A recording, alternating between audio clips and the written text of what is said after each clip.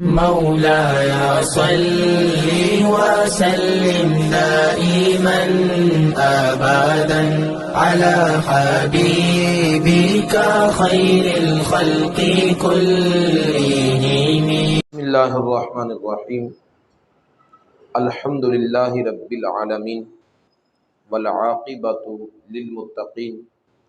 والصلاة والسلام علی سید الانبیاء وخاتم المرسلین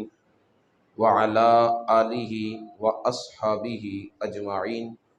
اما بعد۔ بخاری شریف جلد نمبر 1 صفحہ نمبر 344، کتاب فی العتق میں باب ام الولد میں امام بخاری علیہ رحمہ نے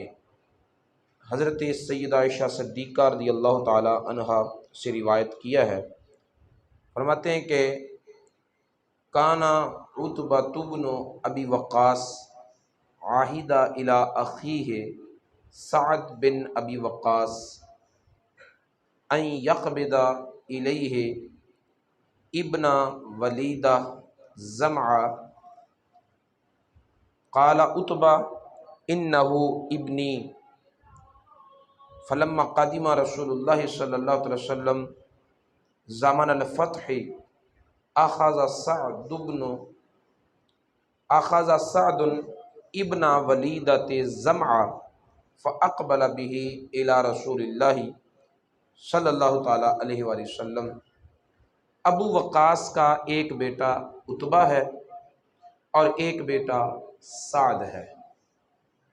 عتبہ بن ابو وقاص اور سعد بن ابی وقاص دونوں بھائی ہیں۔ عتبہ بن ابی وقاص نے اپنے بھائی سعد بن ابی وقاص کو وصیت کی مرتے ہوئے کہ زمعہ کی لونڈی کا جو بیٹا ہوگا، زمعہ ایک شخص ہے، اس کی ایک لونڈی ہے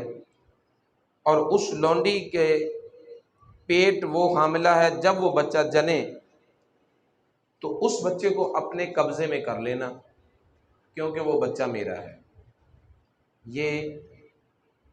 عتبہ نے اپنے بھائی سعد سے کہا۔ جب رسول اللہ صلی اللہ تعالیٰ علیہ وآلہ وسلم فتح مکہ کے موقع پر مکہ مکرمہ میں داخل ہوئے تو سعد نے اپنے بھائی عتبہ کی وصیت کے مطابق زمعہ کی لونڈی کے بیٹے کو اپنے حراست میں لے لیا اور اسے لے کر رسول اللہ صلی اللہ علیہ وسلم کے پاس حاضر ہو گیا۔ وَأَقْبَلَ مَعَهُ بِعَبْد بن زمعہ کی لونڈی کا بیٹا لے کر جب وہ رسول اللہ صلی اللہ علیہ وسلم کی بارگاہ میں آیا تو زمعہ کا اپنا ایک بیٹا تھا جس کا نام تھا عبد، وہ بھی ساتھ آ گیا۔ سعد کہنے لگا کہ یا رسول اللہ صلی اللہ علیہ وسلم ھذا ابن اخی، یہ میرے بھائی کا بیٹا ہے۔ عاہد الیہ انہ ابنہ، اس نے مجھ سے یہ کہا تھا کہ زمعہ کی لونڈی کے پیٹ میں جو بچہ ہے وہ میرا ہے۔ اور زمعہ کا بیٹا عبد کہنے لگا کہ یا رسول اللہ، جس وقت یہ پیدا ہوا ہے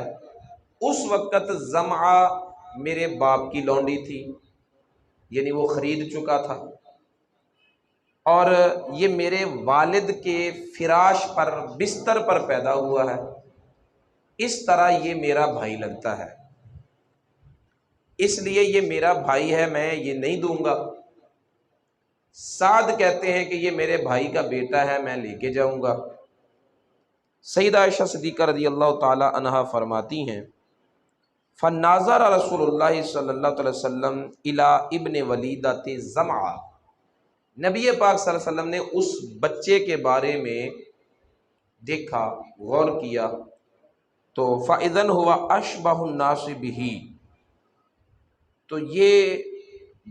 پیدا ہونے والا جو تھا یہ سب سے زیادہ عتبہ سے مشابہت رکھتا تھا شکل و صورت کے اعتبار سے۔ شکل و صورت کے اعتبار سے یہ عتبہ سے مشابہت رکھتا تھا، تو اس کا مطلب یہ ہے کہ سعد بن ابی وقاص کا یہ بھتیجا ہے، اس کا ہونا چاہیے۔ لیکن رسول اللہ صلی اللہ علیہ وسلم نے فیصلہ کیا کیا؟ فرمایا اے عبد، یہ تیرا بھائی ہے۔ کیوں؟ من اجل انہ ولد علی فراش ابیک، اس لیے کہ یہ تیرے والد کے بستر پر پیدا ہوا ہے، یعنی یہ لونڈی تیرے والد کی ملک تھی جس وقت یہ پیدا ہوا ہے، اس لیے یہ تیرا بھائی ہے، تو لے جا۔ اب زمعہ کی ایک بیٹی سودا، یہ نبی پاک صلی اللہ علیہ وسلم کی زوجہ محترمہ ہے۔ جب زمعہ کی بیٹی سودا نبی پاک کی بیوی ہے، تو زمعہ کا بیٹا عبد وہ سودا کا بھائی ہوا، اور جس بچے کے بارے میں جھگڑا ہے وہ بھی حضرت سودا کا بھائی ہی لگا۔ لیکن نبی پاک صلی اللہ علیہ وسلم نے فرمایا کہ اے سودا، تو اس سے پردہ کر، احتجبی منہ یا سودا تو بنت زمعہ، اے سودا بنت زمعہ، تو اس سے پردہ کر، اسے اپنا بھائی نہ سمجھ۔ اب یہ فیصلہ جو ہے یہ تھوڑا سا حیران کن ہے کہ جب نبی پاک صلی اللہ علیہ وسلم نے فیصلے میں عبد کا بھائی قرار دیا، تو عبد کا بھائی ہونے کا مطلب ہے وہ سودا کا بھی بھائی ہے، تو سودا کا بھائی ہے تو بہن بھائی سے تو پردہ نہیں کرتی، اور ادھر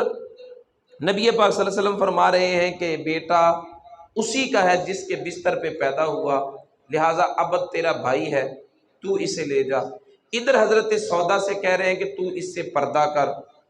پردہ کرنے کا حکم دے کر اشارہ اس طرف کیا کہ یہ تیرا بھائی نہیں، اگر بھائی ہوتا تو پردہ نہ کیا جاتا، لیکن فیصلہ بھی یہ ہے کہ تیرے والد کے بستر پر پیدا ہوا ہے، لہذا عبد تیرا بھائی ہے، تو لے جا۔ تو دو چیزیں حیران کن ہیں جس پر غور و فکر کرنے سے یہ پتہ چلتا ہے کہ ایک ہے قانون شریعت اور ایک ہے نبی پاک صلی اللہ علیہ وسلم کی نگاہ نبوت۔ نگاہ نبوت سے آپ حقیقتوں کو مشاہدہ فرماتے ہیں، اور قانون شریعت سے لوگوں کو دستور حیات دیتے ہیں۔ تو نبی پاک صلی اللہ تعالی وسلم نے فیصلہ کیا قانون شریعت کے مطابق، اور حضرت سودا کو پردے کا حکم دے کر یہ بھی بتا دیا کہ یہ نہ سمجھنا کہ میری نگاہ نبوت سے حقیقتیں چھپی ہوئی ہیں، حقیقتوں کو میں جانتا ہوں، لیکن قانون یہ ہے کہ کوئی بھی قاضی، کوئی بھی مفتی اپنی ذاتی معلومات کے مطابق فیصلہ نہیں کرے گا، بلکہ جس طرح کے دلائل، قرائن، شواہد، گواہ قائم ہوں گے ان اصولوں اور ان قانونوں کے مطابق فیصلہ کیا جائے گا۔ دوسرے لفظوں میں یوں کہو کہ فتویٰ ظاہر حال پر لگایا جاتا ہے اور حقیقت حال کو اللہ کے سپرد کر دیا جاتا ہے۔ اور یہاں پر بات کل والے درس کی آ جائے گی کہ جس کا ظاہر اچھا ہے اس کی نیتوں کو زیر بحث نہیں لایا جائے گا، وہ نیتوں کا معاملہ اللہ رب العزت کے دست قدرت میں ہے، وہ جانتا ہے کس کی نیت کیا ہے، کس کے سینے میں کیا چھپا ہوا ہے۔ جس کا ظاہر حال برا ہے اس کو برا ہی کہا جائے گا، اگر وہ نیتوں میں اچھا ہے تو اللہ تعالیٰ کی بارگاہ میں اچھا ہے، وہ خدا جانے اور خدا کا بندہ جانے۔ لیکن ظاہر حال میں شریعت ہمیں یہی کہتی ہے کہ جو تمہیں سامنے نظر آ رہا ہے اس کے مطابق فیصلہ کرو، فتویٰ ظاہر پہ لگتا ہے۔ اس سے ایک یہ بھی اصول اور ضابطہ سمجھ آ گیا کہ جس کے بستر پر بچہ پیدا ہو اسی کی طرف نسب منسوب کیا جائے گا۔ مثلا بعض اوقات شکوک و شبہات میں مبتلا لوگ جو ہیں بلا وجہ اپنی بیویوں پر الزامات لگاتے رہتے ہیں اور انہیں شک کی نظر سے دیکھتے رہتے ہیں۔ بچے کی شکل و صورت کبھی کبھی مجھے یاد آ رہا ہے، میں نے سیرت طیبہ میں پڑھا ہے کہ ایک صحابی کے ہاں بیٹا پیدا ہوا، وہ سفید رنگ کا تھا، اس کی بیوی بھی سفید رنگ کی تھی، لیکن جو بیٹا پیدا ہوا وہ کالے رنگ کا تھا۔ تو اسے اپنی بیوی پر شک ہونے لگا کہ میری بیوی نے کالے رنگ والا بیٹا کیوں جنم دیا۔ وہ نبی پاک صلی اللہ علیہ وسلم کی بارگاہ میں حاضر ہو گیا، یا رسول اللہ میری بیوی نے کالے رنگ والا بیٹا جنم دیا ہے۔ اشارہ اس کا اس طرف تھا کہ میری بیوی کا کردار اچھا نہیں ہے، لیکن نبی پاک صلی اللہ علیہ وسلم نے ارشاد فرمایا کہ کبھی کبھی بیٹا دور کی جد سے رگ پکڑ لیتا ہے، دور کی جد سے رگ پکڑ لیتا ہے۔ مطلب یہ کہ ضروری نہیں کہ قریب کے رشتہ داروں کے جو حلیے ہیں، پیدا ہونے والے بچے کا وہی حلیہ اور اس کے مطابق شکل و شباہت ہوگی۔ کبھی ایسا بھی ہوتا ہے کہ نانکے دادکوں میں کوئی دور کا رشتہ دار ہوتا ہے اور اس کی شکل پر بچے کی شکل ہو جاتی ہے، اس کے رنگ پر بچے کا رنگ ہو جاتا ہے۔ تو اس طرح کی چیزیں دیکھ کر بعض اوقات آج بھی لوگ شکوک و شبہات میں مبتلا ہو جاتے ہیں، اپنی بیویوں پر شک کرنے لگتے ہیں۔ تو نبی پاک صلی اللہ علیہ وسلم نے یہ اصول دے کر قیامت تک کے لیے اپنے ازدواجی زندگی میں خرابی پیدا ہونے کا دروازہ ہی بند کر دیا، اور میں جس کے بستر پر بچہ پیدا ہوگا نسب اسی کی طرف منسوب ہوگا، یا تو آنکھوں دیکھے چار گواہ لاؤ، اور اگر چار گواہ نہیں ہے تو صرف شباہتیں اور رنگتیں اور اس طرح کے حلیے کی جانچ پونچھ کرنے سے کسی پر الزام ثابت نہیں کیا جا سکتا۔ جس کے بستر پر بیٹا پیدا ہو رہا ہے اسی کی طرف نسب منسوب کیا جائے گا۔ تو یہ بھی نبی پاک صلی اللہ علیہ وسلم کی رحمت للعالمین کا ایک پہلو ہے کہ آپ نے اپنی امت کی ازدواجی زندگی کو تحفظ دیا، اور شریعت کا قانون اس طرح بنایا کہ جو امت کے لیے آسانیاں پیدا کرنے والا ہے۔ آگے باب بیع المدبر میں حضرت جابر بن عبداللہ رضی اللہ تعالیٰ عنہ سے روایت ہے، فرماتے ہیں اعتق رجل منا عبد لہ عن دبر، ایک ہم میں سے ایک شخص تھا جس کا ایک غلام تھا جس کو اس نے مدبر بنا رکھا تھا۔ مدبر کا مطلب یہ ہوتا ہے کہ مالک اپنے غلام سے یہ طے کرتا ہے میرے مرنے کے بعد تو آزاد ہے۔ اب یہ تدبیر کبھی کبھی مقید ہوتی ہے اور کبھی مطلق ہوتی ہے۔ مطلق یہ ہے کہ وہ مطلقاً کہہ دے کہ میں جب بھی مروں گا تو آزاد ہے، اور مقید یہ ہے کہ وہ بیمار ہو اور کہے کہ اگر میں اس بیماری میں مر گیا تو آزاد ہے، اگر وہ شفا یاب ہو گیا تو پھر آزاد نہیں ہے۔ ٹھیک ہے، اس کو کہتے ہیں مدبر۔ تو اس شخص نے اس طرح کیا کہ اپنے مدبر غلام کو، جسے کہا تھا کہ میرے مرنے کے بعد تو آزاد ہے، اسے اپنی زندگی میں ہی آزاد کر دیا۔ اسے آزاد کیا تو نبی پاک صلی اللہ علیہ وسلم نے اس غلام کو واپس بلایا اور اس غلام کو بیچا، اس کی قیمت اس کے مالک کو دے دی۔ حضرت جابر فرماتے ہیں کہ وہ غلام پھر 1 سال زندہ رہا اور اسی سال کے اندر فوت ہو گیا۔ جب کوئی بندہ کسی غلام کو آزاد کرتا ہے تو آزاد کرنے والے اور آزاد ہونے والے کے درمیان ایک رشتہ قائم ہو جاتا ہے۔ اس رشتے کو کہتے ہیں ولا، اس رشتے کو کہتے ہیں ولا۔ اور اس رشتے کا فائدہ یہ ہوتا ہے کہ وہ غلام اگر فوت ہو جائے گا تو اس کے پاس جتنا مال ہوگا وہ سارے کا سارا مال وراثت کے طور پر اس شخص کو ملے گا جس نے اسے آزاد کیا ہوتا ہے، جس نے اسے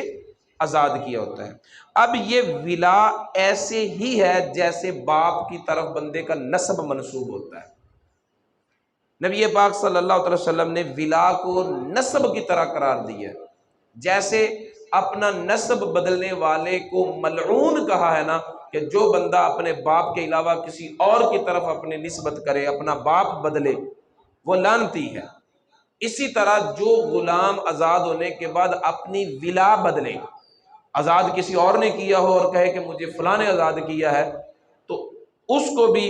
اسی طرح ملعون قرار دیا گیا ہے۔ ولا جو ہے نہ یہ کسی کو ہبہ ہو سکتی ہے، نہ یہ کسی کو بیچی جا سکتی ہے، یہ ایک رشتہ ہے جو قائم ہو گیا ہے، اور رشتوں میں سودا بازی نہیں ہوتی، رشتے فروخت نہیں ہوا کرتے۔ حضرت سیدہ عائشہ صدیقہ رضی اللہ تعالی عنہا فرماتی ہیں کہ میں نے ایک لونڈی خریدنی تھی آزاد کرنے کے لیے،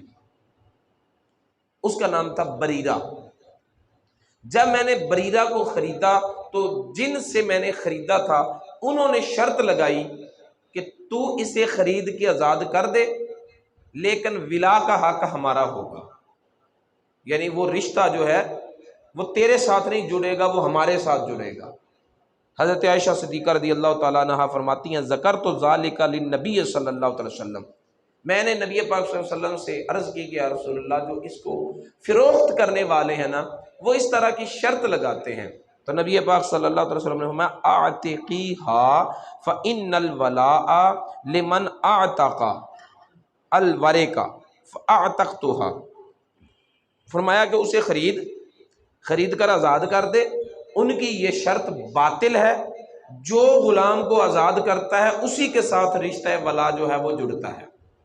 لہٰذا یہ ولا ان کی نہیں ہوگی، وہ تیری ہوگی۔ حضرت عائشہ صدیقہ رضی اللہ تعالیٰ عنہ فرماتی ہیں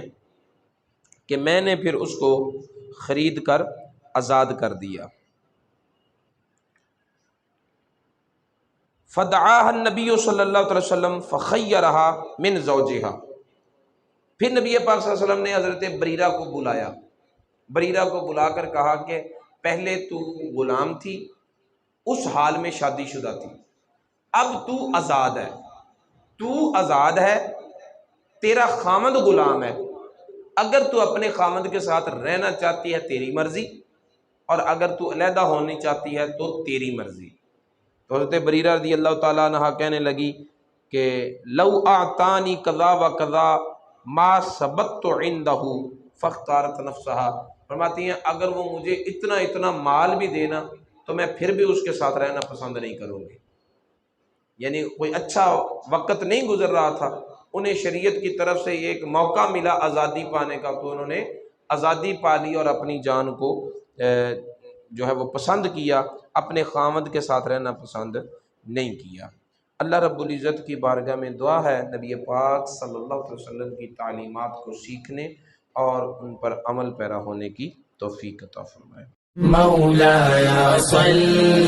وسلم دائما أبدا